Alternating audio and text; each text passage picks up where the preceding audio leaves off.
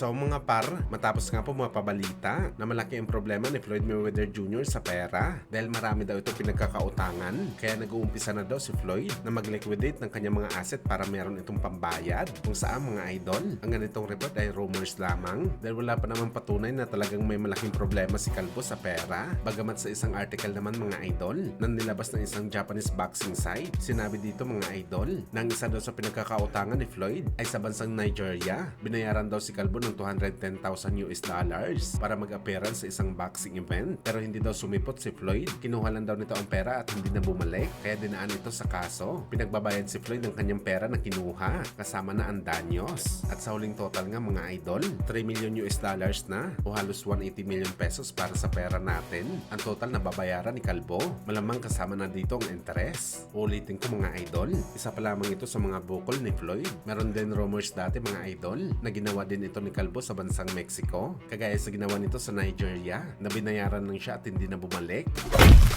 Samantala batikang experts na si Chris Algieri, prangka ng sinabi mga idol na sa bakbakan daw ni Mario Barrios kalaban sa Ryan Garcia, magiging maiksi lang daw ang bakbakan nila mga idol. Malaki ang tiwala kasi ni Algieri mga boss. Nawawasakin lang na maaga ni Bagito si Barrios sa bakbakan para makuha kaagad ang WBC title sa welterweight. Base daw kasi mga idol sa pinakita ni Mario Barrios sa nagiging laban nito sa 46 anyos na si Pacquiao, na binugbog lamang siya ng Pinoy legend kahit nasa kanya na lahat ng advantage sa laban. Kaya tiwala si Algieri na knockout lang daw nga abutin ni Barrios. Wala daw ito kapasidad para talunin ang mas bata na si Ryan Garcia. Well, sana mga idol, magkatotoo na mangyari na wasakin talaga ni Ryan si Barrios. Talagang nakakahiya sa part ni Ryan Garcia.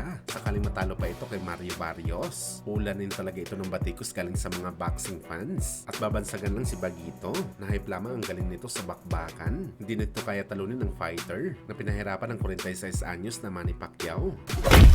Sa kabilang banda naman mga boss, batikan trainer na si Joel Diaz. Sinabi na hindi niya daw pipiliin si Naoya Inoue over kay Manny Pacquiao bilang the best Asian boxer of all time. Aniya mga boss, milya-milya daw ang layo ni Pacman kay Inoue. Hindi naman daw nito sa minamaliit ang Japanese monster. Sa galing daw sa bakbakan at record na nakuha sa boxing sports. Wala daw masabi si Joel Diaz kay Inoue, pero ibang breed daw talaga si Pacquiao. 28 anyos pa lang daw si Pacman, legend na ng boxing dahil sa dami nito ng nilabanan na malalakas na fighter. Si Inoue 33 anyos na, hindi pa daw ito nagle-level up sa kanyang mga kalaban. Maski daw sa boxing style mga idol sa bakbakan, iba daw talaga si Pacman. Mahirap daw kalaban si Pacman dahil magalaw ito sa ibabaw ng boxing ring. Uubusin ka daw ni Pacman physically at mentally. Pero si Inoue daw mga idol, nakapermi lang sa harapan ng kalaban. Kaya bumagsak ito sa alaga ni Joel Diaz na si Ramon Cardenas.